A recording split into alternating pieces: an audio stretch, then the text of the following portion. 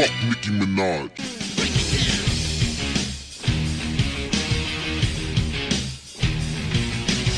Degenerate into something fool.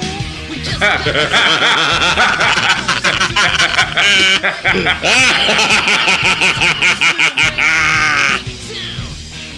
Hey, Busby, should I ask him?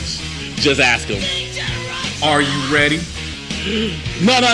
I said, are you ready? I get my Triple H on. Are you dumb? Well, for the hundreds of the nobodies here in the country, and for the other hundreds way across the waters in Europe. Let's get ready to suck it! You a pink diamond chicken wing chain. Are you dumb? Welcome to the iLLogical Sense podcast, episode number 67. And for those who don't know what the hell is going on, Busby, the floor is yours. Go ahead. So, I am now the Barbz public enemy number one. One. Isn't that Diddy song? No, that was Public Enemy, then Diddy sample. Are you dumb? Oh, that's true. That's true. Yeah, I remember that song. Yeah. So apparently, should we just talk about what led up to this? What led up to them just? Well, actually, everything funnels in perfectly to what goes on to this, because we've actually, we're so worn out from Henny Palooza and then just hanging with Rossi that we actually forgot to wish everybody a happy Thanksgiving on the last episode. Are you dumb? How was your Thanksgiving, by the way? Yeah, so this actually leads in perfectly for all the events in chronological order. So Thanksgiving was Thursday. I was solo dolo here by my lonesome, and it was perfect. It was cool. Like my mom's, my brother and sister, they all had to work. And so my mom was like, yo, you can come up here if you want, but we ain't doing nothing. And I was like, say no more. And so I went out driving all day, Tuesday and Wednesday. And then, I kid you not, when I parked my car Wednesday, 10 o'clock that night, I did not get back in my car until 5 p.m. on Friday. I was in here the whole time. And I didn't feel like no damn turkey. Like, I went to Albertsons and I was like, look, man, them slab of ribs is hitting. Let me get some chicken wings. I kept it a little bit cleaner with the side dishes, even though I did make my own macaroni, which came out banging. What's up? Instead of the mashed potatoes, I went and got some mashed cauliflower. That's what's up. Couldn't tell the difference. I was sipping both virgin sipping and then adult sipping, because I started off with the apple cider, and then I ended up with the Baileys and the eggnog. Oh, okay. And I watched Marshawn Lynch, no script, all damn day, and then I passed out. Life was good, man. You didn't watch no NFL games? I watched the first 10 minutes of the Vikings, actually the first half of the Vikings Lions game, and then I was bored after. I didn't watch any NFL after that. Okay. Especially considering, one of the teams that was playing on that day. It just, for Thanksgiving to me, I enjoy uplifting the day in terms of it being for family. But, if we really want to get down to historical facts, Thanksgiving ain't nothing but National Terrorist Day in the United States. We all know that. We've seen the countless tweets about it, but I ain't gonna stop me from taking a day off and eating. Oh, shit. And rightfully so. For me, I unfortunately had to work, but it wasn't all that bad. It was whatever, extra money. But my fam bam I was eating at a friend's house, so my mom cooked a lot of food at the house just for just to make sure if some fuckery happened. So I came back, it was hella food. I was like, hell yeah. Okay, hell yeah. I cut me up some turkey, got me some candied yams, got me some vegetables, got me some macaroni and motherfucking cheese, and I had myself a nice little plate. And I Instagrammed it like everyone else, and my plate looked nice. Right. So I didn't watch none of the games. I was just watching part of The Punisher and shit on Netflix and YouTube. Because there really wasn't none. I didn't really care about none of the football games, and it just is what it is. Right. But yeah. So and also I had the damn itis, and after I ate, I had a itis, and I went to sleep for 24,000 hours. Hell yeah. Hell yeah. Just now recently, because there's leftovers after. Yep. I just pretty much burned off everything that I ate. I was on that treadmill and I burned out all those damn calories, my niggas. Shit. Yeah, that's mandatory. Hell yeah. But yeah, then the holidays are coming in, and we're gonna eat and get fat all over again. Basically. So yeah, that's how it is. Right. But somebody else was, doing something on Thanksgiving, and he was actually at the Macy's Thanksgiving parade until someone came up to him and said, "Yo, Cameron dissed you. How you feel about that, bro?" Yeah. And that person was Mason Bether. Mason Bether. I said Bether. You said Bether. Whatever. No, it ain't a whatever. You got to say the man's name proper for this one. He's Murder Mace. That's what we're gonna call him.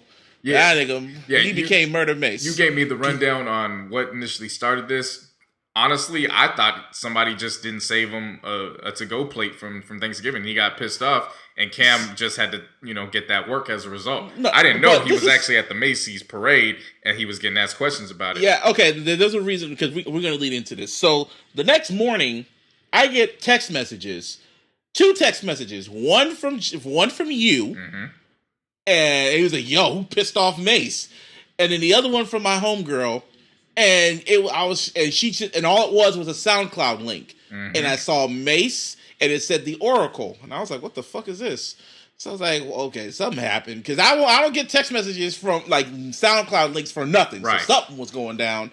So I listened to it, and all I heard was the Blueprint 2 instrumental start playing, and then Mase just starts lyrically assaulting Cameron for a good 4 minutes, 3 minutes, vicious, just. Left hook, right hook, uppercut, jab, jab. Just beating the shit out of him. Yeah. Just guy kicked the shit out of him. Like, it was a verbal ass whooping, verbal intercourse, verbal slaughter, anything verbal that you want to come as far as an onslaught goes, that's what the Oracle was.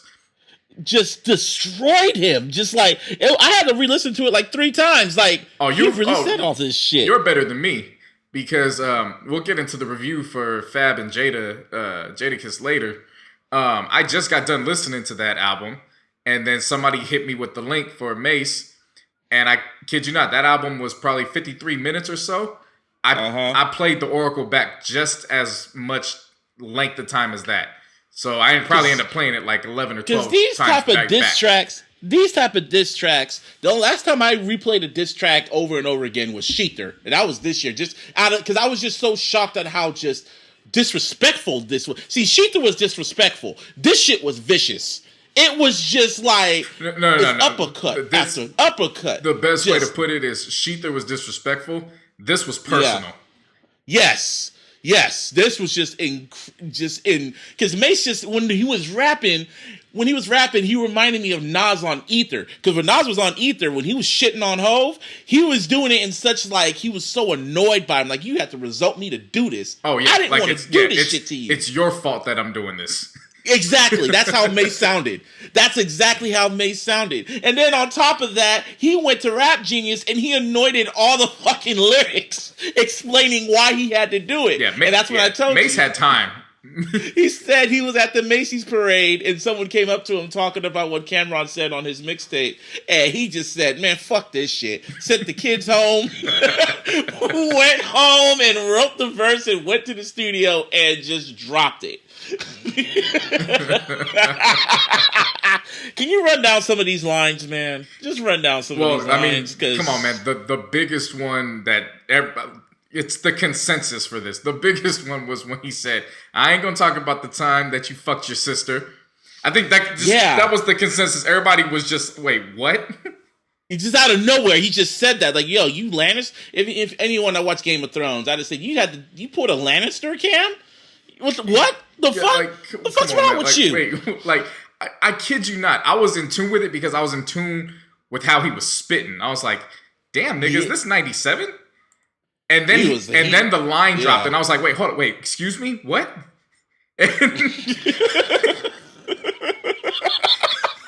Like, excuse me. Like, sir. You're getting your ass. Sir, what did you just say? Sir! No, like Edgar. Hey! That's really disrespectful. Yeah, exactly. Not your move. I mean, okay, if you want to go back to, let's chronicleize this. The opening lines. Imagine 20 years with a bitter bitch and the same drama. Dame told you do this shit, and now you don't see Dame karma. Yeah. Like, Like, whoa. Wait, time out. Excuse me, sir? Fuck that come from? It was just line after line after line. He made every bar count. He made every sure you single kept bar. Dog, much dirt as I got on you, don't even need no research. My hand filthy, heart guilty. Niggas like me need church. Mm-hmm. Bruh. Yeah, that's one of those like, nigga, I know a lot about your ass. And I'm a man of God. Dog, this was not Shiny Suit Mace. This was not Pastor Mace. No, this was Murder Mace. This was Murder Mace from Children of the Corn. Oh my God, damn. Blake Griffin just hit I'm watching the Lakers Clippers game. Blake Griffin hit a 3? Nah, he hit his back on the ground. Ouch. Yeah. Well, anyway, keep going. Killer. So as Killer Cam. Yeah. Not Killer. Murder Mace. Yeah. So Murder Mace. Murder Mace just. So okay. So let's put that line in perspective. Ever since 10, you was a thirsty nigga.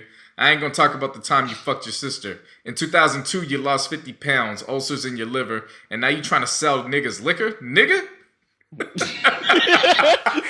and he went over the Blueprint 2 instrumental, which a lot of people felt if Ho dropped Blueprint 2, that probably would have won him the beef. Yeah. But still, that's another story. But you could tell he was just... And then the other one, when he said, yeah, I'm the name that's on that the bird is holding up. Yeah. And it said, and you looked at the bird and it says Harlem World. I'm like, holy shit. This is just... So there was so many levels to this. And then he started getting... See, this is where... This was the craftsmanship of Mase. And cats really got to go back and be honest with themselves and look back at Mace's discography. Because Mase was that nigga. Mm-hmm. Like, it's just like, don't let this... I think people just... they want to remember a different type of history just because his career was really short-lived. I mean, he was like some Bo Jackson shit. Right. He left while he was left, hot. Yeah. And so the reason I bring that up is because now stuff was just for, to get people's attention, as vicious as it was. This is where it starts getting personal. You got to lift up a tech to get murder respect. Nigga, are you in? You dipped on the set. I'm the fucking cough in the slime flu. You gonna outrhyme who? I'm your prime times 2. Shit. Like, dog. Just... Oh my God, hearing that, bruh. Now just hit him with the last line. That was there's more, but there's more because then he starts bringing in, he starts playing with the diplomat name, and really you don't even think about it until you never really thought about the term diplomats in this instance until he said it, which was I'm pretty nigga, wrist litty sunwear. Diplomat only mean that you ain't from here. You had a run here, but y'all niggas is done here. Yeah, that was the most vicious shit. That was so mean. And that's one of those, okay, that's just mean. Yeah, and then... Because it was the truth, honestly. And then, not even 4 bars later, I fucked the king of rap bitch when I was unsigned and made the nigga Diddy sign me off with one line. Oh my God. And then the picture of him and Lil' Kim surfaced. Yeah, that was just like... Because people thought he was talking about Beyonce. Right. But then when they really did their research, like, he was talking about, yeah, and then he gets into some shit that really only, unless you him and Kim know. That, and unless you're like one of them hardcore hip-hop heads like you and I are, yeah, like, this is where only those type of cats know what he's talking about, and even then, it was, still a myth when he goes and he says, don't blame me for the past, and I won't blame you for the crash. Set my nigga Huddy on a dummy mission, and he crashed. Are you dumb? Man, like if y'all want to know what he's talking about, just look up. All you gotta do is look up Harlem World and Mace, and you'll know exactly what the hell. Just do your Googles. Just research. Do your Googles. Research, man. Do your Googles. So no, but the last line. What was the last line? That's the one that was just. It was such a piss on your grave moment. So before he gets to the last line, towards the end, I mean, there's so much more we could go to. But, I know. But for time purposes, it's any nigga ever got diplomat immunity was niggas who ratted on the ones who snitched on their community. And that's word to my nigga Big L, to my nigga fucking Trail, and to that nigga Big Avell, to my nigga Loon and all the niggas in the cell. Hope you hold your head. I hope y'all niggas doing well. This Mase nigga, I invented the curve. I'm the name on the ribbon on the bird. I'm done rapping with you. You'll always be my bitch. You got my fucking name tatted on you. That was so... I was like, oh, shit. I'm gonna say this about this diss record. We all know about Hit 'Em Up. We all know about No Vaseline and Ether and Takeover. This to me was in the same arena as Dollars and Cents.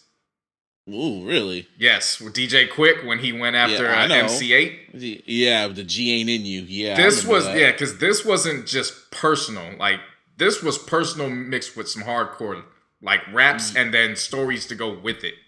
Mm-hmm. You know what I'm saying? Like with Nas and Jay, like they were taking shots at each other, but it was I was building up. Yeah, it was just like this shit was just personal. Yes, so damn personal. And I appreciate it so much. Like it's this is hip hop, right? And that's what I love about these diss records. This is what makes shit exciting. You know, they made that feeling again. This was makes it exciting, especially in the Twitter in the Twitter era. Oh man, like yes, and everyone was getting on them. So of course, like all the hip hop heads, we were waiting on Cameron's response. Yep.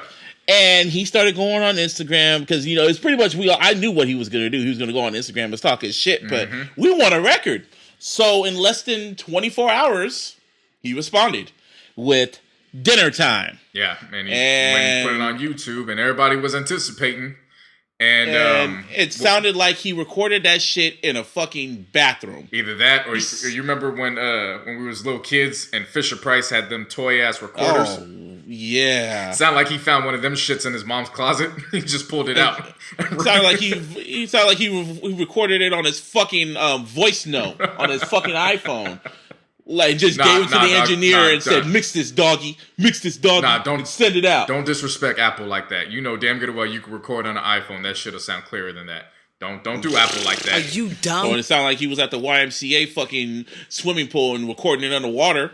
It just did not sound right. It was like, dude, what the the beat was cool. Yeah. But it was, and all he kept talking about was with dildos and Mase getting fucked by Diddy, and it was and he only touched on certain topics, but he didn't touch on the whole verse. And it was like, all right, bro, like what the it was like, all right, and yeah, Mase won. And then just to add insult to injury, Mase commented on his Instagram saying, "Yeah, you still my brother, man. I still got love for you." And Cameron's like, "Yeah, man, you still leaving Harlem soon? Yeah, let's go chill." Like he wanted to be all buddy with them and shit. Yeah, and cats on social media was like, "Oh, that's hella weak." I took it from a different perspective. Like that's just you've known a nigga for so long that you can't not be brothers. But you gotta whoop his ass every now and then just to... That was one, yeah. Like, that's just what it was. And then afterwards, you don't necessarily gotta be the best of buddies, but you just gotta let him know, like, all right, we still family. Peace. And then to make it even worse, today he went on Hot 97 this past Monday. He went on Hot 97, called into Hot 97 to talk about that record. And he said, "I don't even call this a record. I'm just having a conversation or some shit like that. I'm just letting it be known." And he told Rosenberg and he told Ebro, like, "Nah, Cameron's been dissing me. I've known him for 21 years and I've only been cool with him for 7, so I don't consider him a friend."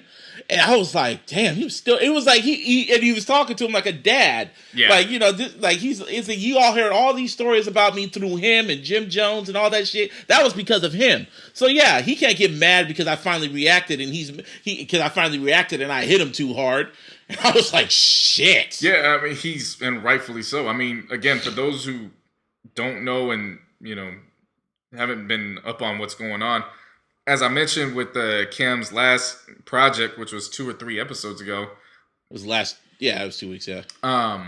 He was still bringing up Mase's name. I didn't think too much of it because, we haven't heard from Mase. So it's like, oh, you still talking about Mase. All right. And we didn't really go about that in detail with the project anyways. For a review. And also it was kind of just like Cameron probably thought Mase...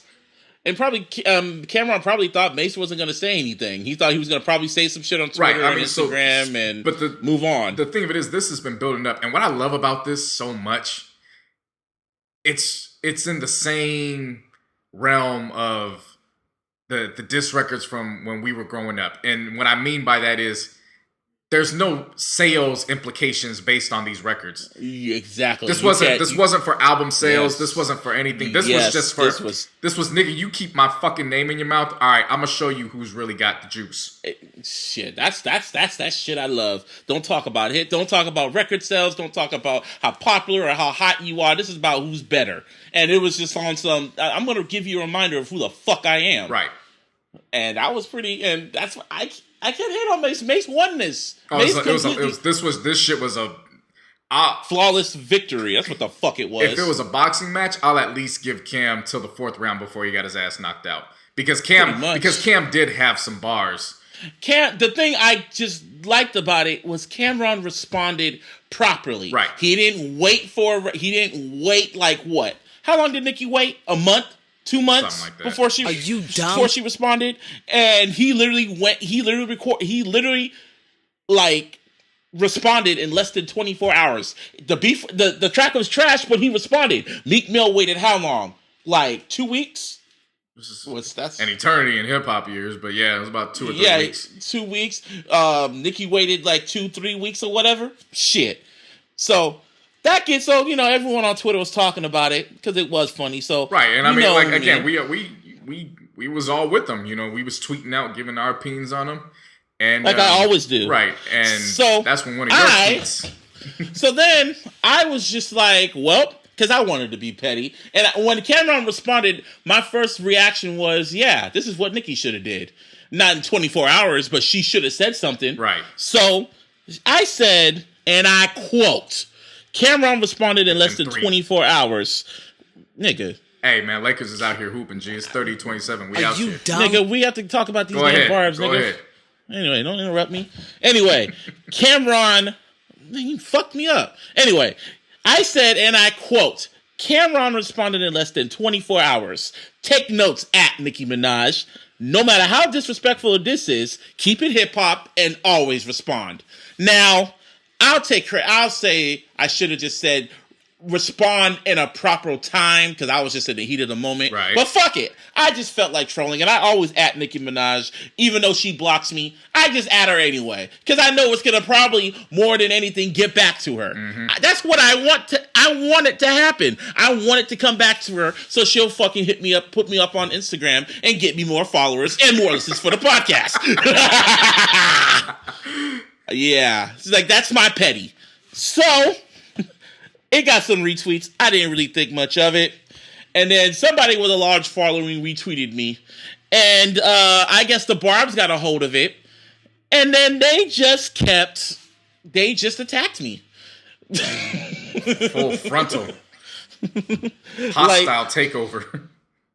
See, and I just and for the past 48 hours, my notifications have been blowing up with all sorts of Barbz coming in my mentions, and they've said stuff like, let me read this one right now. Not being funny, but if that's the case, why hasn't Cardi B responded to Jocelyn? Are you dumb? Like, ooh, and then another one going like, well, Nicki did respond and she shitted on Remy. Why are y'all putting women against each other? Are you dumb? And then another one saying, what else were they saying? It just started blowing. They just came in my mentions like, "Oh, you're canceled and you fat," and it's then, not there. Are you and dumb? Then,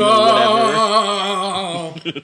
Yeah, we're doing the Scott Hall spooky hands. Ooh, oh, you're canceled. And then JC got a hold of, saw it, and he was like, "Well, you might as well plug the podcast." Yeah, my whole thing was, hey, I'm a firm believer in that Triple B brand and how they market themselves, which is, if you're going to let them talk about you, give them that good publicity. So I just said, so then I just like, well, since I got y'all Barb's attention, make sure y'all listen to the iLLogical Sense podcast where we talk about your hero every week with the troll gif. And we don't talk about Nicki every damn week. I don't want to talk about her, but she says some stupid shit every damn week, so I have to talk about her. Are you dumb? Just saying. And then the Barbz just really started attacking me. And there's one tweet that keeps popping up because these Barbz keep liking it. It's like, oh, you guys ain't never gonna pop. Oh, you guys, nobody listens to your podcast. No one listens to your rap career. And it was just funny. I guess JC took that real offensive because that's when he tagged himself I didn't necessarily take it as offensive. It's like you said, they're blowing up my mentions. And I'm like, what the hell's going on here? And because my name's attached to that tweet, my notifications was blowing up too. So I was like, all right, bet. So then I when I read it, I sent her that damn Diddy and we ain't told you that we ain't on pop. Thought I told you that we ain't pop.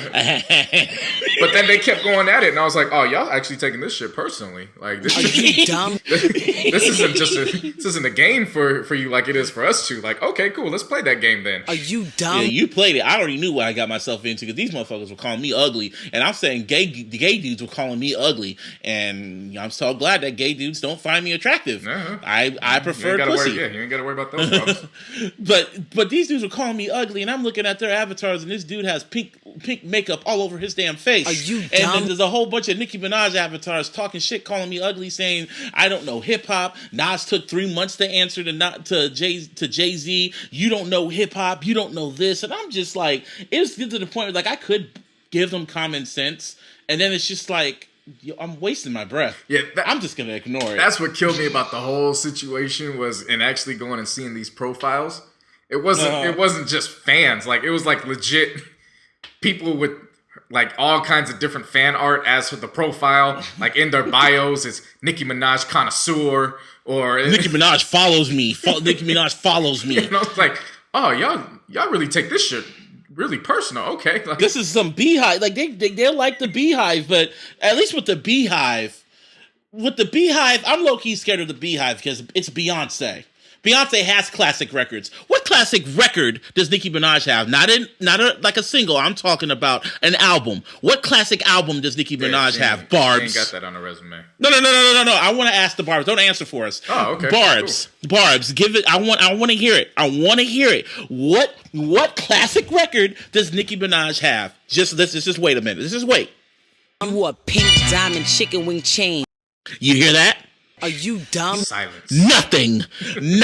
She has nothing. And y'all try to attack me and all this stuff. The only reason why you guys are getting very, very defensive about Nicki Minaj right now, because you know her time is coming to an end. You could talk about all the promos she gets. You could talk about all the money she makes, how she broke Aretha's record, and how she raced with China, and all this other damn bullshit. Race to China. But I'm going to say it again. Are you dumb? I'm going to say this again, like I've been saying for the past several months. She has reclined. Ever since she dropped Safari, she has reclined. Declined, refined. I don't give a damn. She done pissed me off. See, I was going to let all this out and get at these fans because right now her time is coming to an end. Her time on the top. Actually, her time ended when Sheether dropped. And you can say all you want about freaking Remy Ma or whatever, but Remy Ma knocked her off her pedestal. And now Cardi B's about to pick that shit up. Just like the Clippers holding this L going into the timeout right now. We out here 38-36. Anyway, like I'm trying to say about you, Barbz, let me break another thing down to you. You guys are not influential. You guys are not the Beehive. The Beehive can get people fired. And I've seen it happen. The Beehive stopped Carrie Hilson from having a career. Yeah. Ain't that the damn truth. Yeah, the Barbz haven't done anything. You guys tried to stop Cardi B from going number one for Bodak Yellow. That didn't happen. She went number one. You guys keep trying to say that Nicki Minaj had the best verse on Motorsport, but everyone in their mama knows that Cardi B did. At the end of the day, Nicki's trash. Fuck Nicki Minaj. Now and forever. Past, present, and future. Well, okay, I won't say the past. But right now, she's trash. You know what's funny, too, is when the retweets and the likes kept piling up, and I kept seeing how many of them were coming, I got like Lex Luthor, where it was, the red capes are coming. It was, the pink Birkins are coming. The pink Birkins are coming. Are you dumb? And they're so delusional. And they keep saying, like, there was this one funny one they said. They're going like, yeah, like, Sheether was just full of lies and da-da-da-da-da. And the one line I remember from that was, and your brother's a pedophile. And, of course, I retweeted that, and nobody responded. I mean, because it is the truth. Like, I could say a whole lot of stuff about her, about the butt injections and how fake her body is, how fake her nose is, how fake she is as a person, how basic she is. There's a lot of stuff about Nicki Minaj I could really just go into. But at the end of the day, I just enjoy the music. And her music has been slacking, just like her damn personality. Yeah, it's been 3 years. And I'm going to say this again. The thing is, you and I can both say it. We was both rooting for Nicki since the first time we heard her on the Drought 3. Like, we was pulling for her. No, first time I heard it was on the Down Ass Bitch 5 stars. Okay, well, that was you. So I've known her since she had the 2 features on the Drought 3. So I was like, yo, she's dope. Like, we was pulling for her. We can easily tell you that on My Beautiful Dark Twisted Fantasy, she easily dropped arguably top 3 verse on that damn album. And that's all she talks about is that damn monster verse. Right. She still talks about that verse. She hasn't done a record. She hasn't done a verse that outshined that verse. It's like Kanye brought the best out of you. I think Kanye needs to be attached to you. Because then by then, he'll bring the best out of you. Because right now, you're still trash. Yeah, because I mean, the thing of it is that just the point I was going off of was everybody's like, are you just hating it? It's like, nah, like we actually were fans of her. It's just when you... And one other thing. And they keep saying that we're fucking sexist and shit like that, trying to put women against women. Nicki always does this shit when she doesn't feel when she wants to play the victim. She wants to be all fake feminist and shit like that. Nah, she's just a fake ass bitch. And I don't give a damn what y'all say. You could call me a chauvinist pig. You could say I'm a chauvinist pig and I'm sexist. No, I'm not sexist. I'm not none of that. Nicki Minaj is just trash, and I don't know how many times I can keep saying it. If you get the fucking promo, what's the promo? The sound effect that says "fuck Nicki Minaj." That's exactly what it is. Fuck Nicki Minaj. I hope you sync that up too. One more time, just for everybody to hear me all around the world. Fuck Nicki Minaj. And that's all I got to say about that. And I hope you Barbz listened to that too. I hope you heard it, because that's all you're gonna get from me. And JC, he's nice enough. He added all y'all. So if y'all heard what I said, thank you. You got some recognition. Hell yeah. So now go back on Twitter and start tweeting about it and shit like that. Because now I'm better now. So now I got all this out. I got all my pettiness out. So now go about your lives. Your little irrelevant lives. And go buy all the Nicki and go buy No Fraud so it could pop up at number fucking 550, which is at the listens that we have on our Jay-Z episode. To all the 550 non-people that don't listen to our shit. Oh, bitch ass niggas. Hell yeah. Fuck Nicki Minaj. Alright, I'm done now. Alright, so we back to our regularly scheduled broadcast? Yeah, we good. So that explains that's why I wasn't tweeting. Yeah, that explains everything. I was saving all that for this mic. Explains everything over the last weekend. Now, while that was going on, we had a situation with Post Malone. Yeah, Post Malone. Yeah, so he did an interview in Poland. And in the midst of that interview, there's an excerpt that got taken where he says, quote, if you're looking for lyrics, if you're looking to cry, if you're looking to think about life, don't listen to hip hop. There's great hip hop songs where they talk about life and they spit that real shit. But right now, there's not a lot of people talking about real shit. Whenever I want to cry, whenever I want to sit down and have a nice cry, I'll listen to some Bob Dylan, end quote. And when it reached, Black Twitter. Yeah, everybody got pissed off. It was like, well, who the fuck is you trying to make all this money off of our culture? And, you go on this route.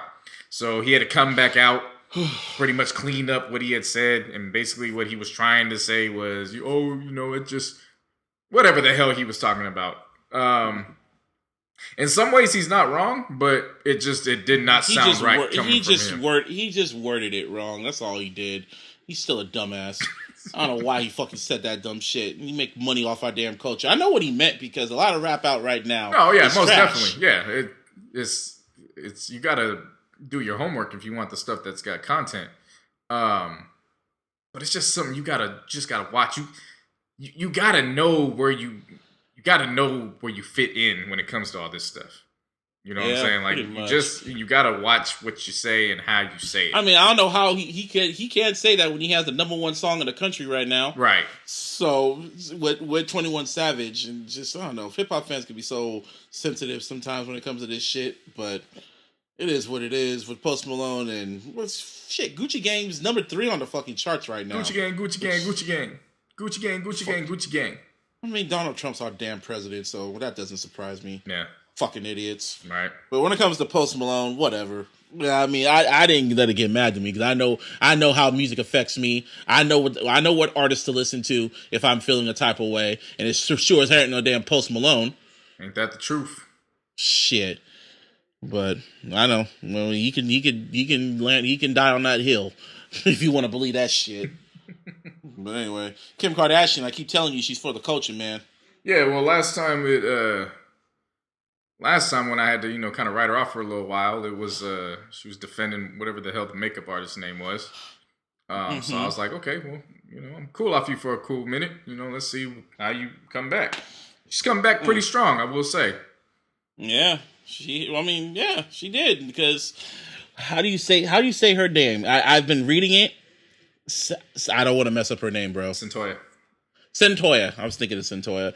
Centoya Brown. If you haven't been paying attention to social media and all that, she's pretty much locked away because she was in sex trafficking and she killed her pimp. Yep. And now they're putting her away for the rest of her damn life. So, it went viral, and I saw it, and I posted some pictures too, but you know how Black Twitter is, just always posting shit and retweets and not doing nothing about it. Right. So Kim Kardashian thought she had to do something about it, so she went on Twitter and said that I'm going to get lawyers, and I'm going to try and get her out of jail. So I was thinking, yeah, okay, Kim. Okay. Okay. And then all of a sudden a report came out that said that Kim put her money where her mouth is and actually hired a pretty expensive lawyer, and the lawyer's looking into the case, and she's trying to get her out of jail. Yeah. So I don't know if she's doing this for publicity, but ever since Kim retweeted me when she retweeted that fuck the police tweet, I've looked at her a little bit differently. Like, okay, she is about this shit. She's against, she's for civil rights and shit like that, and she's trying to do the right thing. So right, and like I said, I was cool off her for a bit, a cool minute, but if she's gonna move forward with this, my hats off to her. I applaud her. Wouldn't it be some shit if she gets her out of jail though? Oh, it would be. Like, it's one of them. Hey, major props, major respect would have to be handed out. Man, you know how much shit Kanye will talk. We'll get 3 albums if that takes place. Oh man, the shit Kanye will talk, man. If he gets her out of jail, man. Shit, and then Beyonce gonna try to probably bring a what's her name? Ashanti who's the one that's on the run right now that can't come back? I don't even know. Shakur. Oh, yeah. Yeah, bring her back to the country. Beyonce would probably do some shit like that with the help of Oprah. Oh, yeah. Because Oprah can do anything. They got that juice. Oprah got the juice. There's fucking money, and then there's Oprah money. Yep.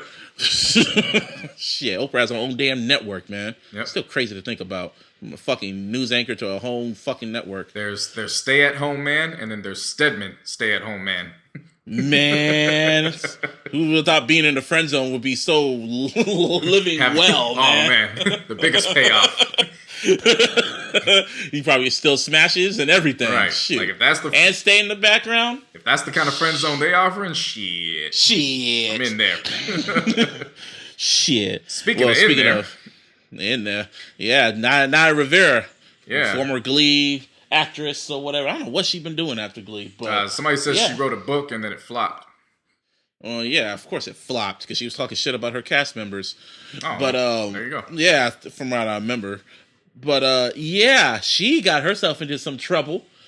She beat up her damn husband. Yeah, according to the reports, she was out on a walk with her husband and their child, and she lost her shit and she started swinging on her husband, and apparently he has it all recorded on the phone. Oh damn! I can't wait till TMZ gets that. Oh man,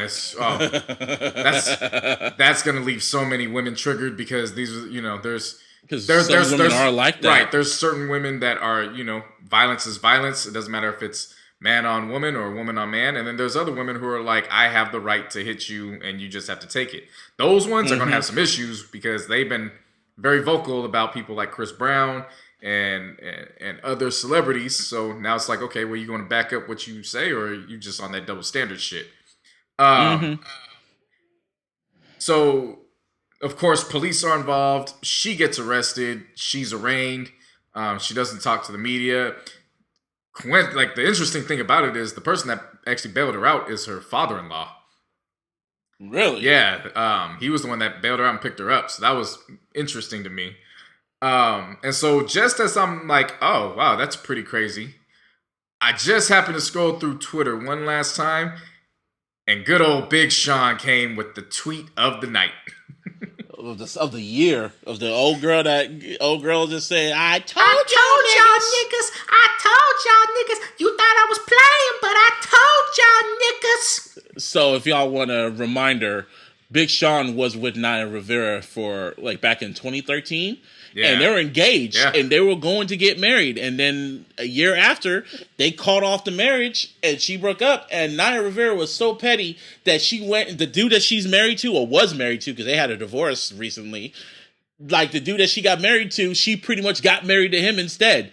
And still had the wedding on the same day. Same day. She wore the same dress, same location. I was like, that's another level of petty. The same day. And I was like, well, okay. And then they broke up. And then pretty much when news story broke out about what happened, everyone was like, damn, Big Sean dodged a bullet. Yep. I mean, ever since then, he got with who? Jana Aiko. And then he said that she. Well, he was with. No. Ariana Grande. There we go. And then they broke up.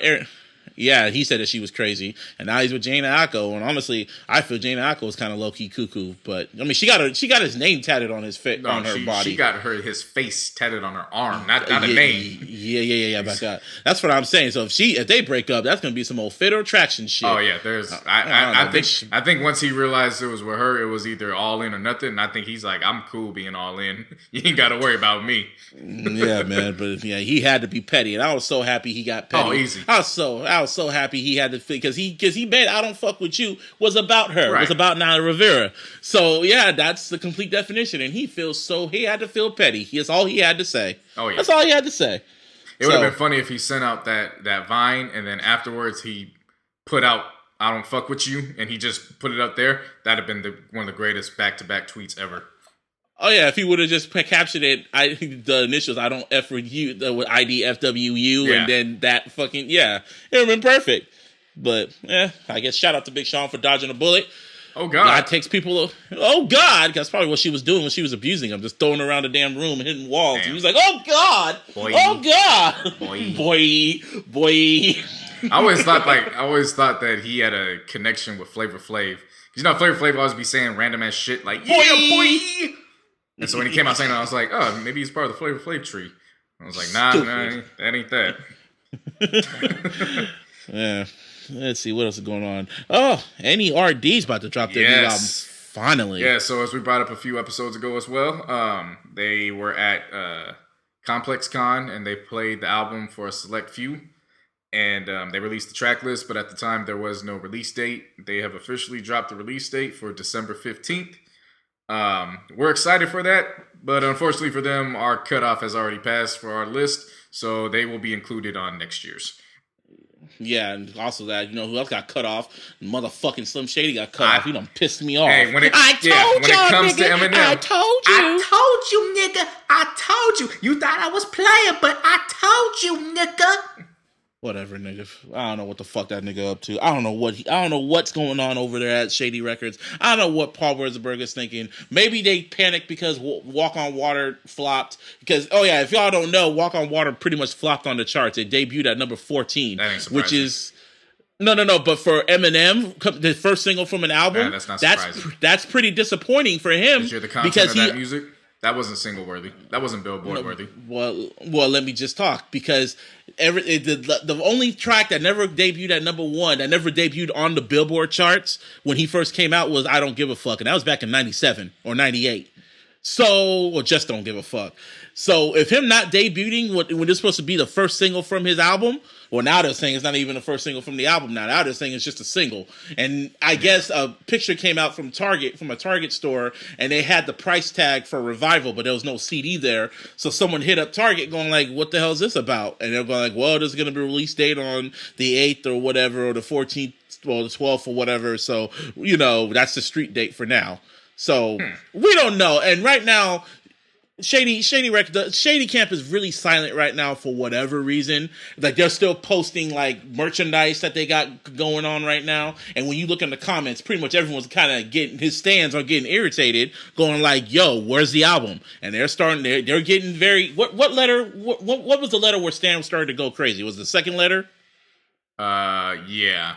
Well, yeah. I mean, right now he was already crazy on the first letter. But when did he start getting very aggressive? Yeah, it was the second one.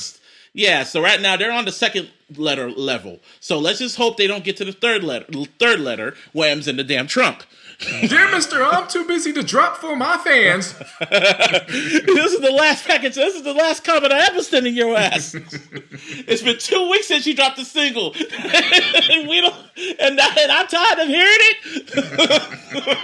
it. Hey man, I told you one or two things was gonna happen. He was either gonna drop or you was gonna be pissed off at what you heard. Either way, you was gonna be disappointed. I told you. Well, shit. We'll find out in the next week or two, probably before Christmas. I don't even know, man. He's just you find out. Both You of let them me are know. quiet. Shit, I already have his notifications on my phone, so when he tweets out something, it better be album related. Yeah, when you find out, holla at me because I'm already compiling our lists as is. Oh yeah, I'm already doing that too because he done pissed me off. I try to save him the top 5, but he ain't making top. He's not making nothing. Whole ass. Sorry, Marshall. Yeah, speaking of some music, on a quick note, there's a report going out that Apple Music is now projected to push $4.2 billion on their original content budget by 2022.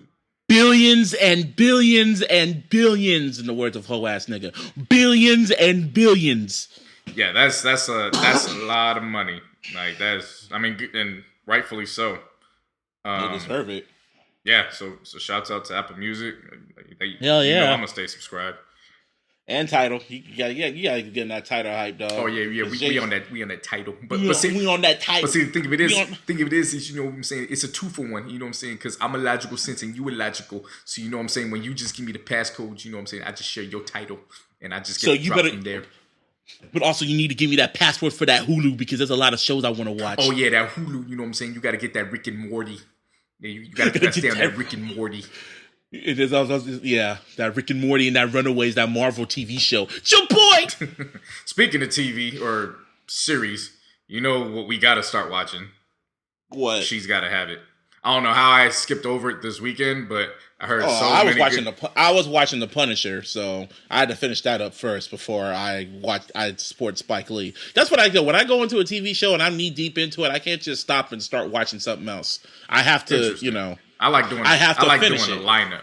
Like I still like pretending like Black Thursday Nights was still. You remember Black Thursday Nights? You know on Fox, nigga, it was Martin, and then in Living Single. I don't think it was Fridays. It was Thursdays. I said Thursdays.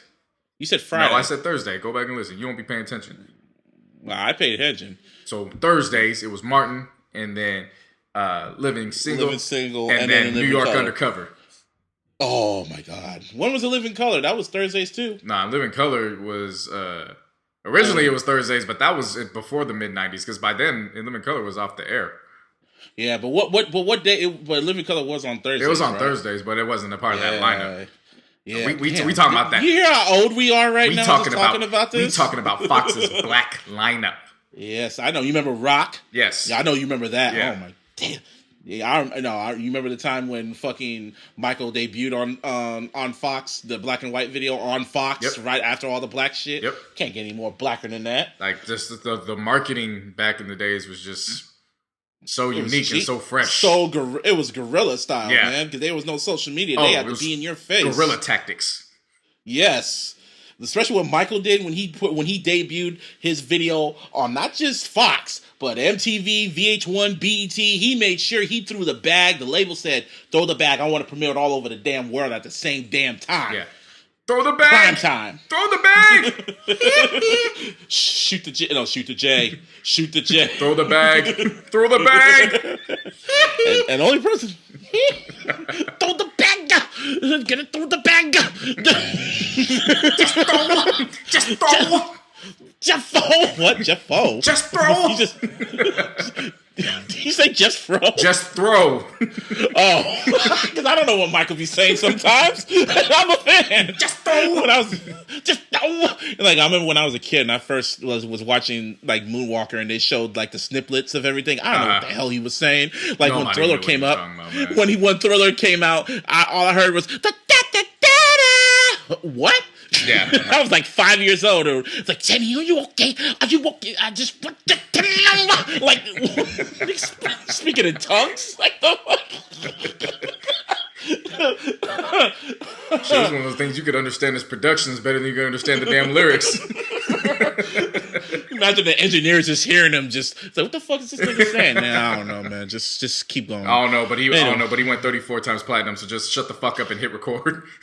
Yeah, dropping classics after classics and shit like that, man. Yes, there's that. And then to close out. Speaking of dropping classics, yeah, go on. Well, to close out the week in entertainment, as we all did on the last episode. We praised Sci-Hi's No Dope on Sundays. Yes. So he went and he's doing the promo runs. He was on Ebro in the Morning on Hot 97 and Everyday Struggle. But for Ebro in the Morning in particular, they got on the topic of Kanye, and Sci was like, "Yo, Kanye back to his old ways," and they was like, "Well, what you mean?" And it was like, "Well, he's in the stew right now, and he's working tough with Push, Tiana Taylor, and Cudi, and not only that." He's back to heavily sampling on a lot of these records he's producing. It better be soul records. So much so that he's actually contacted the labels for the catalogs so he can have sole dictatorship on what he samples. Okay, so he's going back to his college dropout ways, he's... I pray he's feeling himself in that way, because... You know the last beat that Kanye produced solely by himself? It was Otis, or Watch the Throne. Mm-hmm. That was the last beat he ever produced entirely by himself. And that was because of No ID. Yeah. No ID pushed him to do that. Yeah. So maybe No ID's been talking to him or something, or maybe No ID's with him. Who knows? But all I'm hearing is Kanye in the studio, like working on beats and actually working on people's albums instead of just working on his own, instead of worrying about himself, then okay, that's what I like to hear. Right. Because I want to hear, I won't be surprised if next year we just get Kanye the producer, not the rapper. I'm here for it. Hey, I'll be here for it because, like some of you kids know, Kanye West was just known as the producer back in the day. No one knew he was a rapper. Yeah, he was just a nigga with a Louis V backpack and a pink polo. And, he was just known as the dude that produced Izzo and You Don't Know My Name and shit like that. And the I'm Good mixtapes. That's when people knew about him. But, hey, man, College Dropout dropped and the rest is history. Yeah, so we'll be on the lookout for that. Now, as we dive into the sports section... I thought we were going to just go into the music next. Nah, we got to dive into this because we recorded the last episode on a Sunday, so we missed everything that took place on Monday. And Monday started with a bang because it was LaVar versus Trump. And I don't know that many people that wasn't tuned into CNN to see what LaVar Ball had to say. And from beginning to end, I was entertained. I think that damn interview ran probably 21 or 25 minutes. I got home from the airport, man. And I just really just went to CNN just to watch that nigga talk. And that nigga was hilarious, man. And I just like the last part of it. He just said, he's like, yeah, thanks for wrapping us. He's like, Before we get hold up. I just like that last part. Yeah, you like it, but you're missing the full-fledged meat and potatoes of how we even got to there. Oh, yeah, that part. Yeah, I thought we talked about it last week. How did we talk about it last week when we did the show on Sunday? And this came on Monday. But we talked about when he tweeted out when what's his name? When Trump responded to him. Yeah, when Trump responded, we didn't hear what LaVar said. This was LaVar's rebuttal. And that's what was already off the airport. Show was already out. Yeah, I know. I'm just saying. But anyway, just go. Keep talking. Yeah, so LaVar, pretty much the whole time, Chris, we'll call him Chris Chrome. What the hell is this? I don't know. Chris Chrome. It don't matter. Chromosome. Extraction. Nah, it ain't extraction. This is chromosome. He spent the whole duration trying to get LaVar to just say thank you. And he thought it was going pretty well until LaVar actually made the interview his own. And then that's when shit went sideways. And that's when it became, to many people, a circus act. But for us, we was like, well, you should have fucking known, because if you've been paying attention to LaVar, you would have seen this coming 3 miles away. So Chris kept pushing. Like, he kept, why is it so hard that you just won't say thank you? So LaVar was like, well, did you thank the doctor that brought you into the world during your mom's labor? Because that was pretty important. And when he did, that was pretty funny. When he didn't have anything to say and all he could do was smile, that's when everybody rooting against LaVar was like, shit. Because he was trolling. I knew what he was going to do. That motherfucker was trolling the entire time. It was grade A trolling. But see, LaVar brought up some good points, which was just because he said it and he tweeted it doesn't necessarily mean that that's what happened. Because there's been plenty of instances where Trump has tweeted something, but he hasn't been responsible for it. And there's been stuff where he's tweeted, like, perfect example is the shit with the NFL, where he's, pointing out to, let's go to the basics of it. Why are they kneeing? It's disrespecting the flag, but that ain't the point of why they're taking a knee. So, They want him to apologize or say thank you for some shit that we don't even know that he actually did. And he didn't. Because according to what the Chinese people said, what people in China said, they were going to release him anyway. Yeah, there was like, this type of offense they only looking at 4 months tops. And they even said they weren't even going to press charges on him. Like, huh? I said butter. That young man Cool's out here dropping threes. Anyway, fuck. Anyway, so they said straight up, like, we're going to let him go anyway, bro. So it's like he had nothing to do with it. So that was this whole ass nigga speaking out of his whole ass. Yeah. But the funniest part of that damn interview, yet again, was when he said, it's like, yeah, we're going to wrap up and tell Donald Trump that I hope he has a happy Thanksgiving. Because Big Baller Brand is, and he put his 2 thumbs up. Yep. But see, you. Oh shit! You so quick to. It was hilarious, but you so quick to get to that part. You missed out something else that was hilarious too. What else? You missed out the part where when he asked Chris, okay, well, what's your name? Oh, Chrome. Oh, like Google Chrome. Okay, your name's Chris, but what do they call you in the hood? Because I don't just want to show up saying Chris and they don't know you by Chris. They know you by something else. Like, he brought up some real shit that, it's actually pretty the truth. You know what I'm saying? You can't just be showing up to a nigga's hood saying one name and they know you by something else, because then, shit's just going to hit the fan, you and all kinds of shit. Then he got to the part where he said Happy Thanksgiving. And, because Big Baller Brand about to. And so then Trump went on his little tirade on Twitter the next morning. It was like 2 days later he responded. I just, I bet you in that whole rant, Trump wanted to call him, he called him ungrateful. But I think in that rant, he wanted to call him an ungrateful ass nigger. Oh, yeah. But he took he sighed and just deleted it and then wrote ungrateful fool. Like, come on, Trump, say how you really feel. Shit. Yeah, so then what I liked, LaVar's recent response was, oh, don't worry about it. We're going to smooth everything over. I'm going to send some Big Baller merchandise over to the White House. We're going to be good. So then it probably will do it, Oh, too. yeah. And so then that raises up the question. It's like, oh, so if you send it, Trump, are you going to say thank you? Or are you just going to let it just sit? Because if you're not going to say thank you, then what's the point of you bitching and complaining about? See, you got to understand how this Triple B shit works. I've been trying to tell you for months. This shit's calculated. Y'all think it's just out here doing clown shit. Nah, this shit was strategic. This is perfect. He fell for it. He fell for it. Not only did he fall for it, the brand's now worth $13 million at this point. Just off the promo now. Just off the damn promo. Promo that even Eminem couldn't even get from that whole ass nigga. Ain't that some shit? Yeah, and based on that promo, they've followed up on their promise. They have officially started shipping out the gear for the shoes as of last Friday. So if y'all put y'all orders out, go check in the mail and go watch for your FedEx guy for sure. Dude, that's too much. Yeah, well, like I said, Triple B's. I'm kind of Triple B's now. I like LaVar now. I really do. He's funny as hell. So this is what I was gonna say. Their 30 for 30 is gonna be fire in the next 2 decades. Oh, easy. Whenever they do it, they're gonna be fire. Unless LaVar,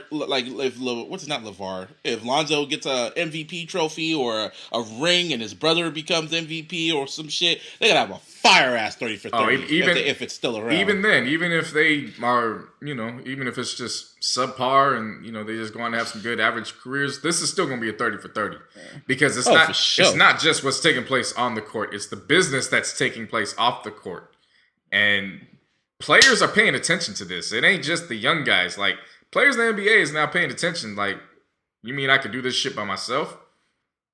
So what else was going on in the NBA? Well, as far as the NBA goes, we had KD versus Russ Part 1 in Year 2. For Russ, really, I didn't watch the game, but they beat the shit out the fucking Warriors to the delight of your ass. Oh, yeah. And then KD actually got up in Russ's face. And called him a pussy. You could tell they're brothers too. That was some brother beef right there. I'm like, oh, you could tell that. I was like, you could tell it was personal. It's very, very, very personal. But when I was looking at it, so this is what it looks like when he actually can get some reinforcement. It looked a whole lot different last year when a nigga leaves and leaves his other counterpart with nothing. But this is what could take place if you get some backup. So that'll be interesting to check out. Derrick Rose, he's thinking about retirement. He might as well. He might as well. No, so I had it's a wrap. So in TSDN, we had a debate about this. The thing with Derrick Rose is that I can understand where he's coming from psychologically. You know, just being from the standpoint, you know, I can only imagine being the MVP one year and then the rest of your career you're just injury prone and riddled and you're not what you used to be. So that was his career. So I could. That is his no. That's what I'm saying. I can understand it. Yeah. On the flip side, my nigga, you are in the 1%. Not only are you in the 1%, you have made well over $100 million. And money is not everything, but you have the resources to get your mind back in order and figure out and put everything in perspective that you won. You use basketball as your vehicle to make sure that your grandkids' children aren't going to be wanting for money. Yeah, you could say that. You know what I'm saying? At the same time, he didn't feel like he got his full potential. Sure, he won MVP that one year, but he wanted more. You know what? There's a lot of people who wanted more and didn't get it. And the perfect example is look at Penny Hardaway. Penny Hardaway was supposed to be that nigga before the injuries took place. And now look at Penny Hardaway now. Penny Hardaway helped coach middle schoolers and high schoolers with a friend. And come to find out his friend was dying from cancer. And when his friend passed away, he went back to the team and took over as the head coach. That's realizing your full potential there. Just because you didn't reach your full potential in the NBA doesn't mean you can't reach your full potential outside in the rest of life. That's the point I'm making. Yeah, I get you. But at the same time, all he thinks about is basketball. So right now, he just has to kick back and he's just really rethinking everything that he has Most to do. Definitely. And I mean, that's the thing that a lot of these athletes, even if he wasn't injury prone, you got to know that your time's going to come. You're not going to play ball forever. Mm-hmm. You know what I'm saying? So to me, it has to do with the injuries. But to me, it sounds like he wasn't banking on anything outside of basketball. Well, he wasn't expecting those injuries. No. So What I mean is, it doesn't sound like it's just based off the injuries. I don't think he's really focused on life outside of basketball, period. Yeah, and pretty much what it is. And so that's what we were talking about, which was it's okay to feel like you haven't reached your max potential in what you wanted to do, but you got resources to get your mind back right and help you put things back into perspective. So now one of his passions is he likes being around and helping the children of Chicago. If you retire, get your mind back right, you have all the time in the world to keep doing what you want to do and helping those kids. So it's just a matter of that. The complete opposite side of the spectrum, you got Ray Allen in a catfish story. Oh my God, that shit's just shit. You know about Ray Allen's one and only tweet, right? The one that talks about when he was sexting instead of in the DMs. Shit, right? Yeah. So apparently that's some shit that ended up leading to this, where it come to find out he was getting catfished by a guy. And then when he figured it out, he was like, look, we'll sign non-disclosure. Don't bring this shit up, this whatever. And apparently the guy was doing it, and he's claiming that Ray Allen was stalking him. Ray got his litigation, and he's going out, and there's reports, funny reports going around saying that somebody told somebody else that it was Rajon Rondo in ways to get back for him leaving from Miami. Hey man, Rondo. Yeah, I told you, Rondo told him like, yeah, he ain't faithful, he ain't loyal, and isn't Ray Allen married? Yeah.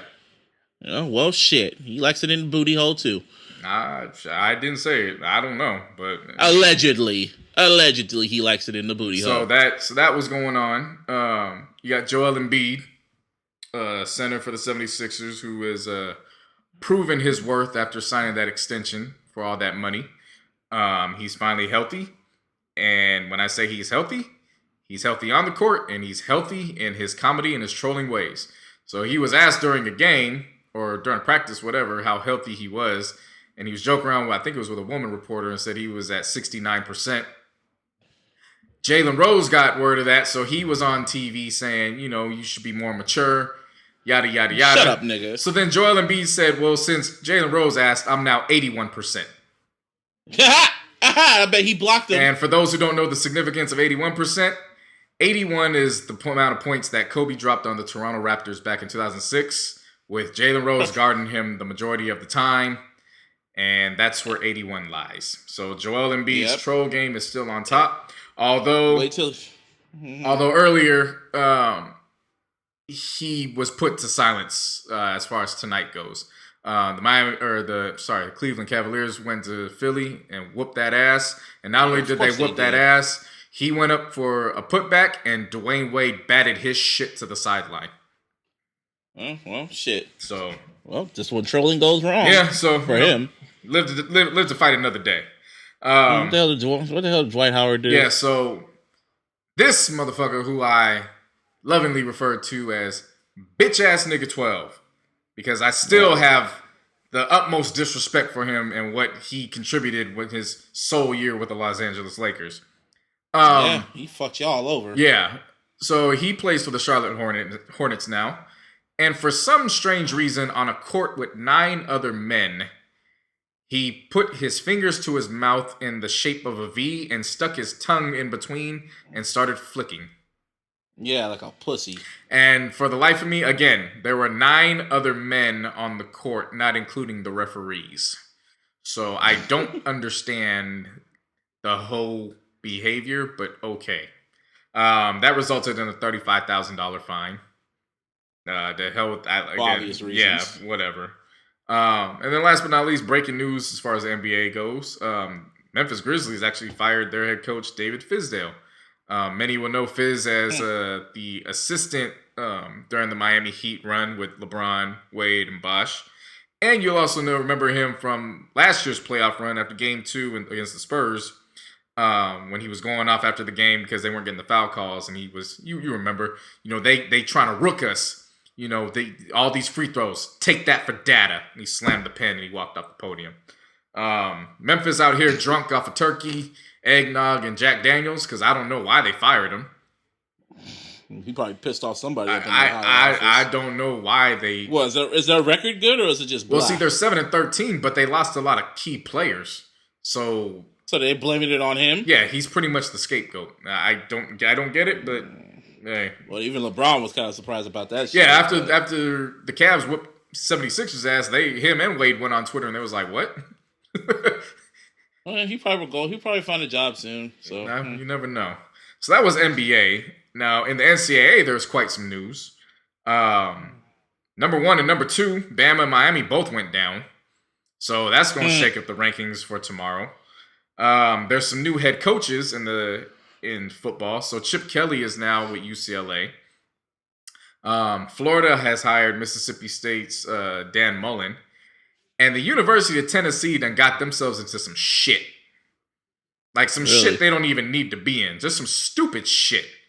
Some stupid shit that makes me just... Every time they have a big game for the rest of their existence, I hope they lose right on the final play. Because it's just the stupidest shit. So, head coach... he's the defensive coordinator for Ohio State right now, Greg Schiano. Coached at Rutgers, coached for Tampa Bay, but in the 90s he held a position with Penn State when Paterno and Sandusky were all there. Mm-hmm. So, trying to make a long story short, Tennessee decided that they were going to go with Schiano, and they were going to make him the new head coach. Well, when word got out to the boosters and the fans, they basically fucking rioted. And I'm not saying that as a joke. They literally came out and did everything but burn the damn mattresses in the street.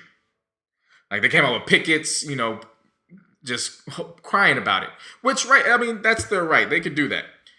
The fucked up part about it is that they weren't crying about him being a bad coach. Which, you can say what you want to say about him as a coach. It's a given. They actually went back and said, how can you bring somebody who knew what Sandusky was doing? And that's far from the fucking truth. Because when it came out... So there was that that assistant grad that came out in the deposition, and he was saying that one coach told another coach had told him that Schiano had known about one of the instances. But when this all came out, within 48 hours, Schiano came out and was like, the fuck I did? Because if I did, I would have whooped his ass right then and there on the spot. I ain't know shit about that.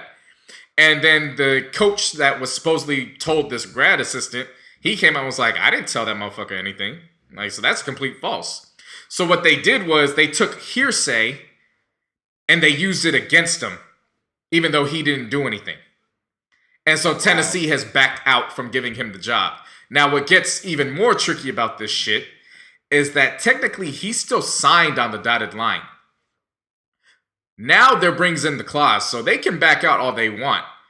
But they basically signed him to $20 million to not coach if they back out. Sounds like a whole bunch of fuckery. Oh, it's complete. This is why I hope they lose every close game that they're in for the rest of their existence. Arkansas. So this is some more fucked up shit. Arkansas fired their head coach Brett Bielema. They ain't even wait until this motherfucker got in the locker room. They fired. He found out he got fired walking off the field. After, yeah, he didn't even get into the locker room to find out. He was walking off the field and somebody came and was like, "Yeah, dog, you gone." It's like can't even hype up the team no more. Just can't even enjoy the fucking holiday. Like just some fucked up shit. And then he probably knew he was going to get fired. Oh, I mean, yeah, but it's the principle of it. Like, can I at least get off the field? Like, you motherfuckers had me coach this game. Can I at least get off the field? Nah, you got to take it. And then the biggest story of the NCAA football week, you had Baker Mayfield, who is the quarterback for Oklahoma. When they played Kansas last week, they was testing him. They pretty much tested his gangster. Like, he was doing the coin toss, and the two kids that came out on behalf of Kansas, he went to shake their hands, and they didn't shake back. They're hitting them with cheap shots throughout the game. He was talking shit on the sideline. You old bitch ass niggas. Yeah, and so then he grabbed his crotch and was basically saying, fuck y'all. Which it's nothing major, because I mean, if you're gonna be doing this to this guy, what do you expect? He was trying to be respectful to you and everything. Y'all wanted to be petty, right? So fuck y'all. And one of the best things, before we get into it even deeper, one of the best things about that was he talked back to the the student section, and he was telling the student section, "Hey, y'all might as well just get ready for basketball because y'all don't know what you're doing on this football field." And technically, he's right, because I think somebody broke down their record over the last 10 years or so. That motherfucker's just like 3-37 or some shit. Maybe 13-37, because that just sounds too off. But what he was saying had some validity to it. So, of course, everybody but Oklahoma wants him suspended. NCAA doesn't do anything about it, but the coaches then took it into their hands and were like, "Yeah, we're gonna punish him. Where he's not gonna start for the last home game of his career." And what kind of bitch ass shit is that? And on top of that, he's not gonna be a captain, which to me is. And what's their record? Like, what's their record? They were they're probably gonna be number 1 in the standings tomorrow, since Bama and Miami lost. Man, get the fuck out of here. He was trying to be respectful to them, and he just said, fuck y'all. So he said, fuck you, well, fuck you right back. Man, yeah, so what made it worse was, so of course, Baker, he goes on, he apologizes. To me, I'm like, there's nothing for you to apologize for. Like, if they want to bring the smoke, then bring the smoke. Don't get mad when you puff back. See, this is...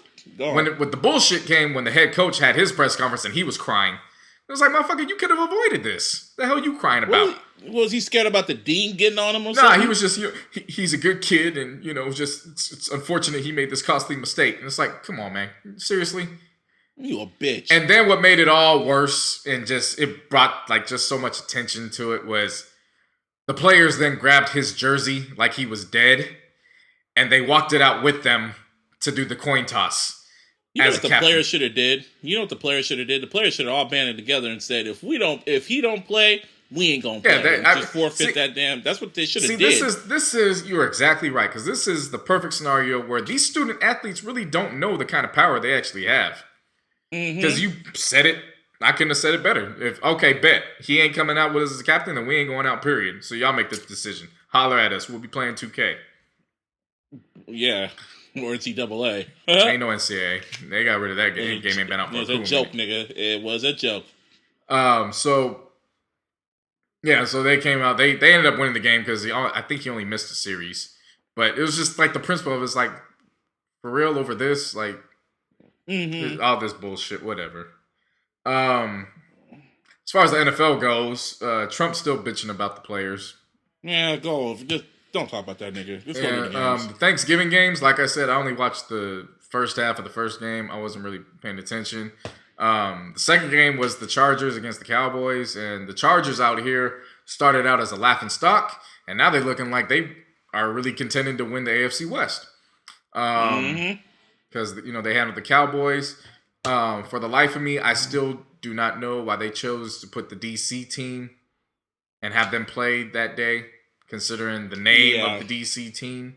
Man, everyone knows how disrespectful the Redskins name is, man. At this point, NFL has just taken one massive L this year. So, they took another one on Sunday. So, contrary to how we operate, I only watched one football game on Sunday, and that was that was Raiders versus the Broncos, and might as well talk about that. 4 minutes into the game, we were watching a whole other game. We were watching something else. It was a football game, and then it became boxing, and then it became MMA. What a rumble! So, if those who are the occasional sports fan, you'll remember that last year for the final game of the season, we were in Denver. Talib, cornerback for the Broncos, all of a sudden he just snatched off Michael Crabtree, our wide receiver, his chain. And then for no reason. Yeah. And so then for no reason. The press got to him after the game, and they was like, "Well, why'd you take the chain?" Yeah, you know what I'm saying? I just seen him wearing that chain all season, and it just grew on me. So, I just had to let him know I ain't like that. Bitch ass nigga. I was like, that's the type of shit that'd get you popped. Well, see, the thing of it is that Talib he's a different kind of breed of nigga.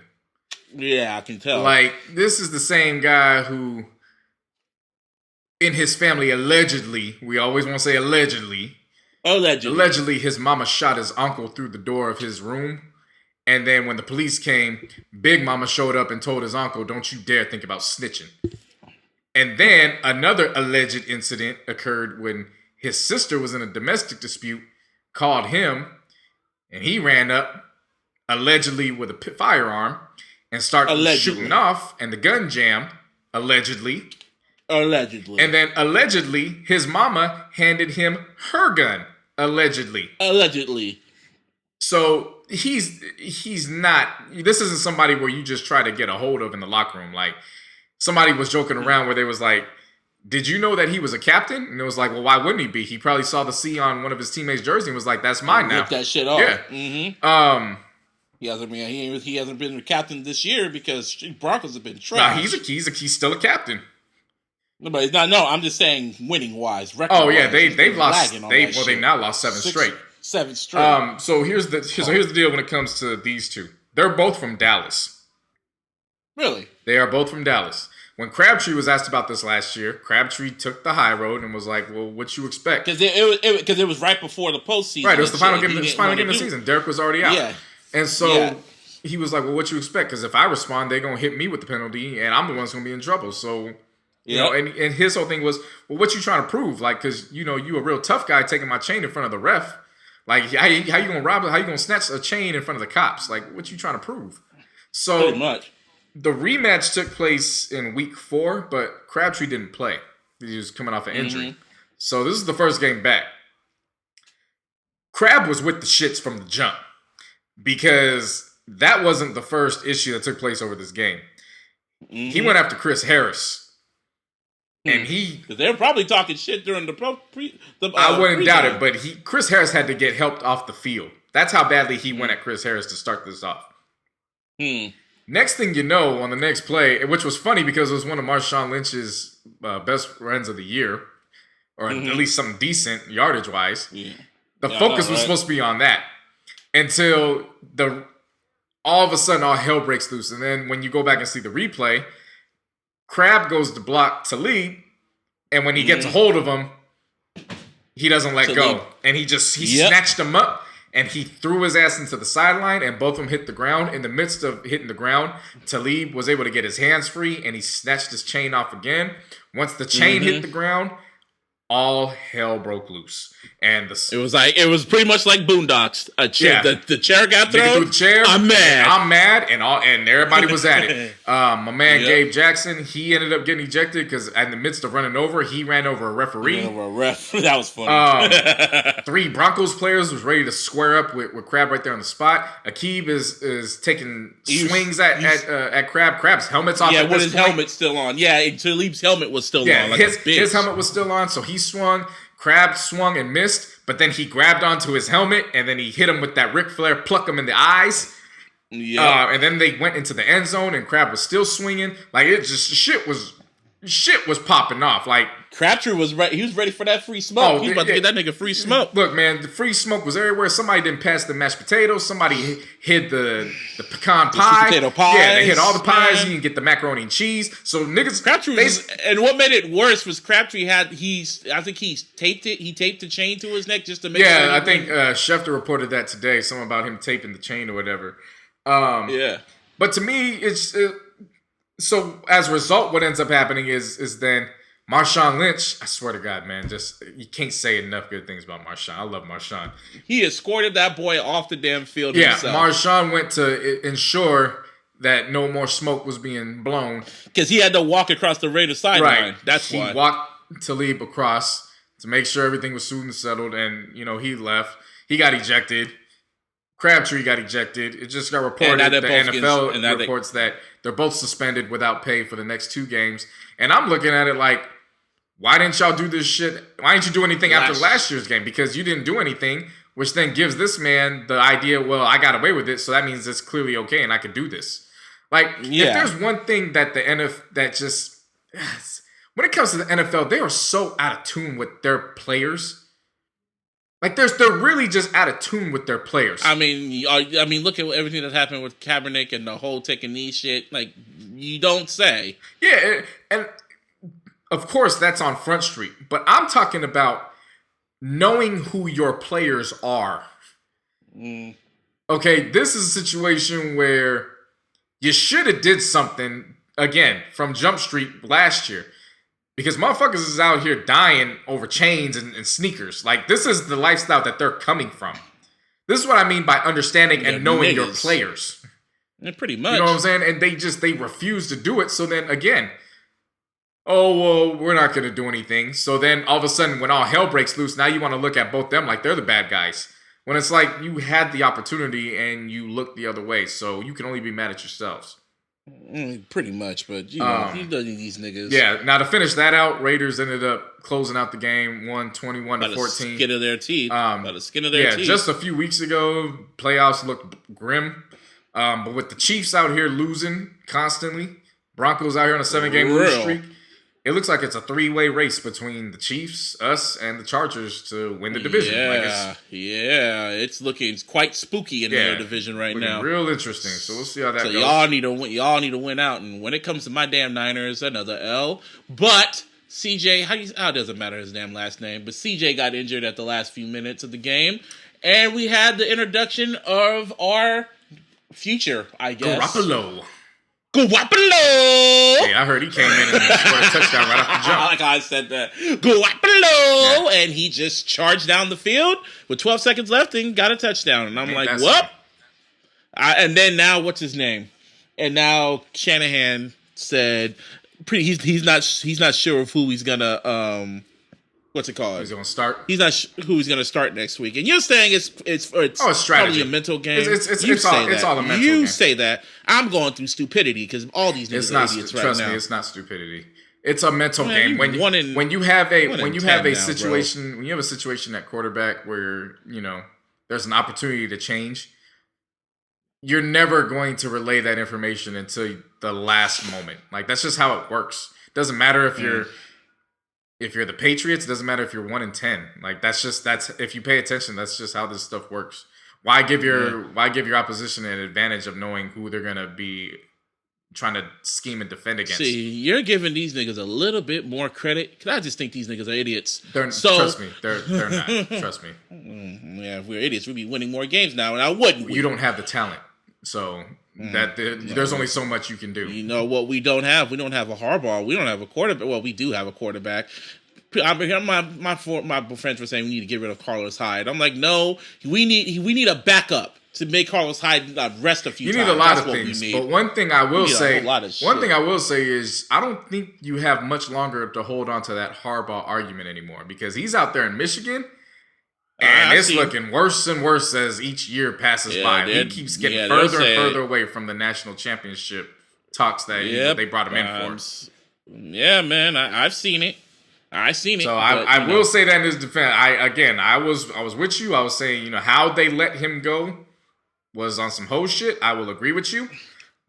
But in looking 3 years later, I don't know how much longer you can hold on to that argument because it ain't. I'm gonna hold it on for a long ass time. I don't give a damn how bad. I don't care how long it takes. I'm still gonna hold on to that grudge. So that's you.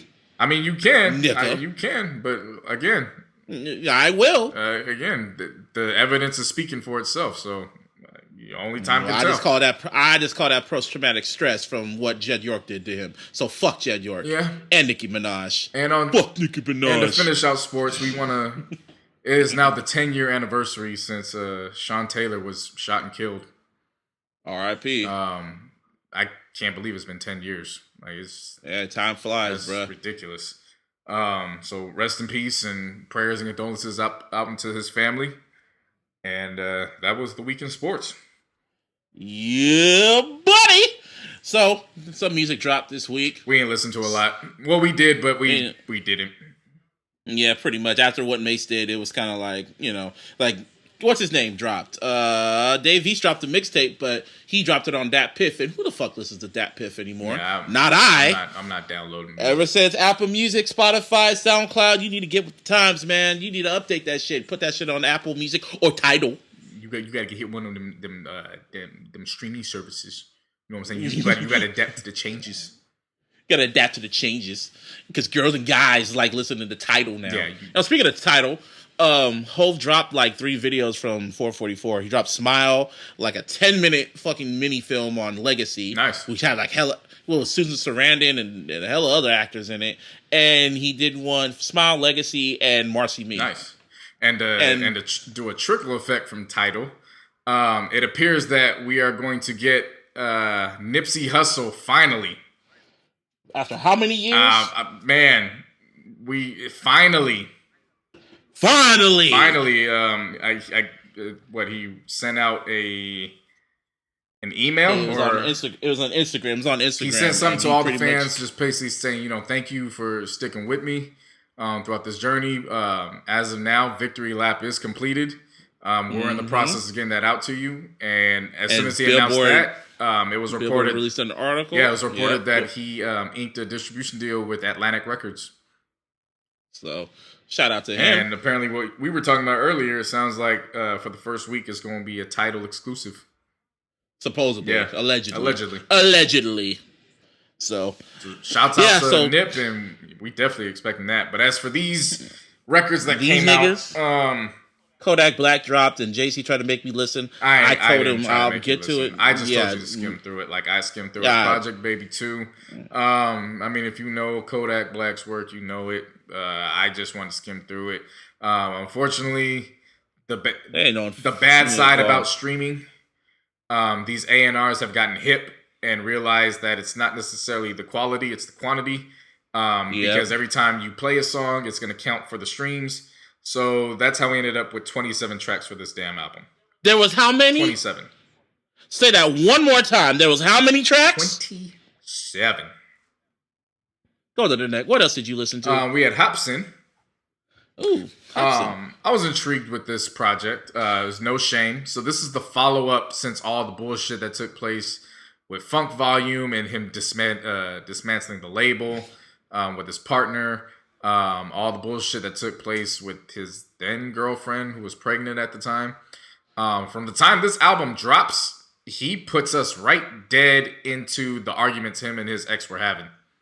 Really? Right smack dead in the middle. Like you hear them arguing and everything? No, like in the first track? You don't hear them arguing. He recreated the arguments in his rap.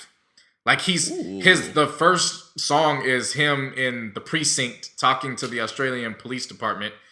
And he's recapping, and as he's recapping, he's rapping as if he's cussing her out. So he's that's what I like. That's what I like about Hopsin. Yeah, he's artistic. So this is for those who have been waiting. This is a for sure tell-all memoir. Because with Hopsin, he is a very talented guy. I watch some of his YouTube videos, listen to some of his songs, and he can rap really, really good.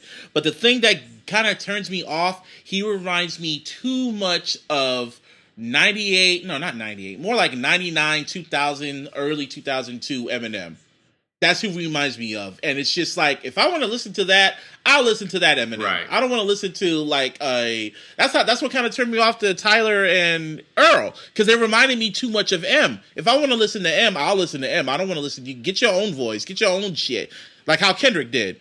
So it's creative. I'll probably listen to that. Actually, you just told me that. I'm probably gonna go back and listen to Hopsin. It's an intriguing listen, to say the least. I mean, like a one time listen type of shit. A one time, maybe a second time to follow up and catch everything.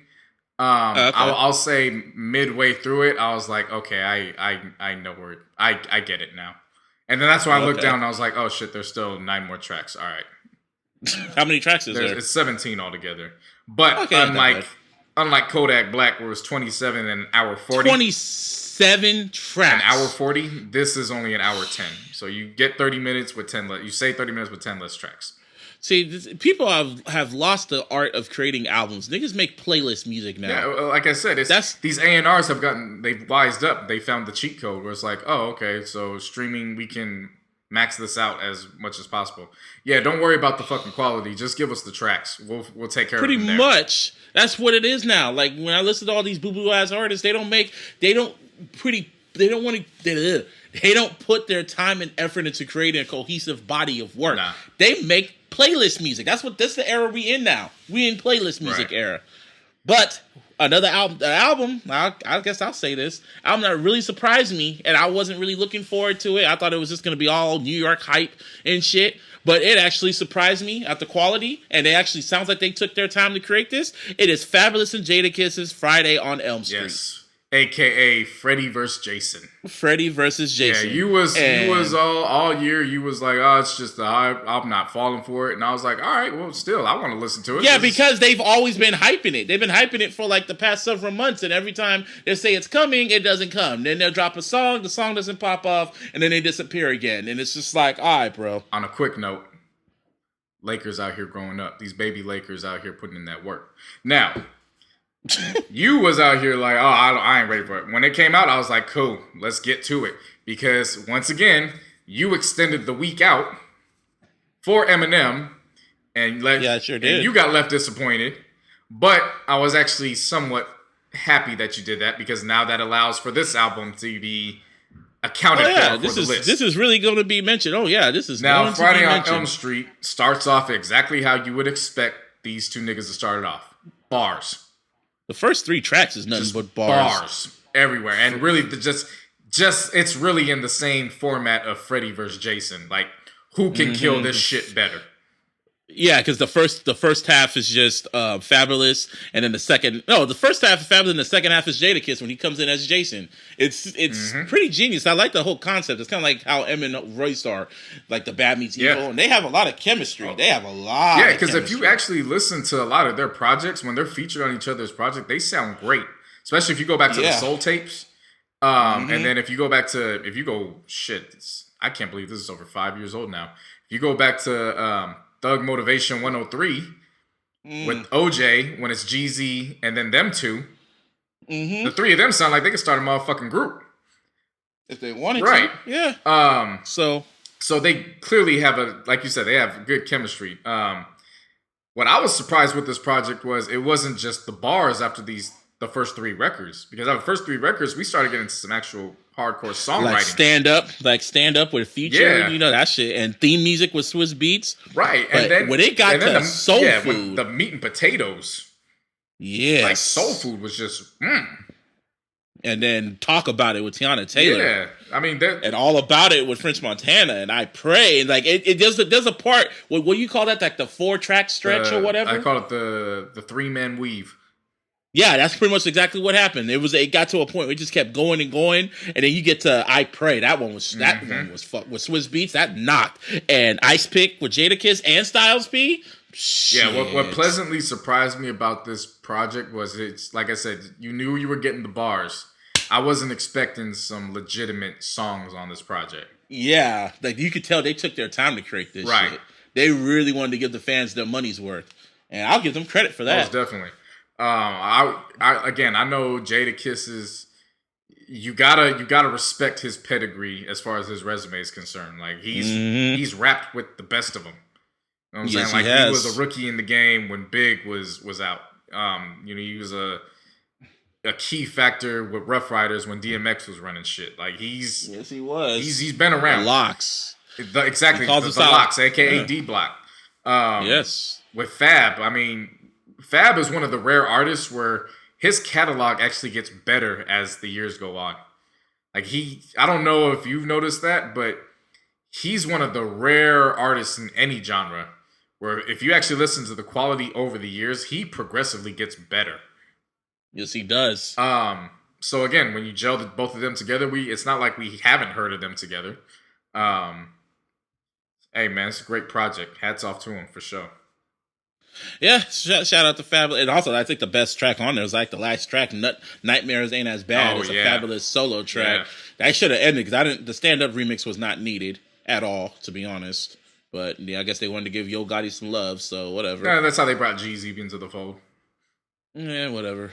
But yeah, that's the new music, and there's probably some new music coming out in the next few weeks, and we're still constructing our list. But as of now, the Lakers are whooping the Clippers 84-80. So hopefully, by the time this is posted, we'll have had a W. And as of now, the Nicki fans are still in my mentions, still talking shit. Like I'm reloading it, and yeah, like it's just they're still talking, and it's really funny. Want me to give them that laugh? Just give them that Vincent Price laugh. Then give, yeah. You know, and I guess you could get the J.C. laugh.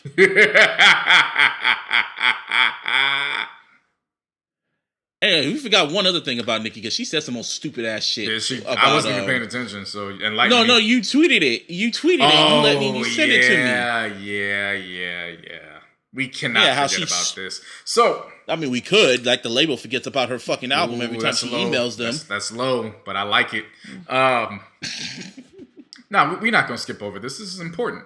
I know. So, of course, Busby and I have been saying this repeatedly. The quality of her music is not up to par, and it's not just us who have noticed. Her labels noticed. Anybody with a Anybody with a brain. But most importantly, the ones that actually matter are the ones and write the checks. Write the checks with the labels. And after she dropped those 3 singles that were literally number 1 in the top 10 for a week, and then faded out. And they dropped to 555, just like, right, how many people listen to our podcast, because they don't, there's no quality in it. The labels were like, all right, well, we're going to put this shit on the shelf until you figure it out. So, somebody brought up, one of her Barbz brought up something about a baby. And they photoshopped a picture of her pregnant. So then she tweeted out, all right, y'all can either get the album or you can get the baby, but y'all not getting both. And I read that shit and I was like, look, man, you ain't got to lie to your fans. Just tell them your shit's on the shelf. Pretty much. You out here trying to make it seem like, okay, now y'all got to choose. Nah, man, be real with your fans. Let them know, look, my shit ain't popping. Cardi's the one that's running for the women right now. Remy Ma got my BET award. Rhapsody's the one that's, kicking music off that's potentially top 5. I just don't got it right now. So maybe I'm going to try to get Nas to knock me up. That's all you got to say. I mean, just also say like you said, I'm just not popping right now, and just say the label doesn't believe in me, and how all the songs I'm on, like I'm getting on magazine covers and doing this and doing that to get your mind off stuff. Like I'm doing provocative covers and posting provocative shit on Instagram and sending y'all snippets of songs that are never ever gonna come out. I mean, yeah, basically. Like, come on, Nicki, don't try to play me. Like, she also talks to people. When she goes on Twitter, she talks to us like we are as basic as her. And her fans are just as basic. So if you're a fan of Nicki Minaj now, of how she is, you are just as basic as her. And I don't know what to say. So Basically, what I'm trying to say is, thank you all for listening to episode 67 of the iLLogical Sense podcast. Yes, sir. I am Busby. And my boy J.C. No Honey. And I'll end this by just saying 2 things. What's that? Fuck Jed York. Uh-huh. Fuck Nicki Minaj. And if you're not down with that, then we've just got two words for you. Suck it.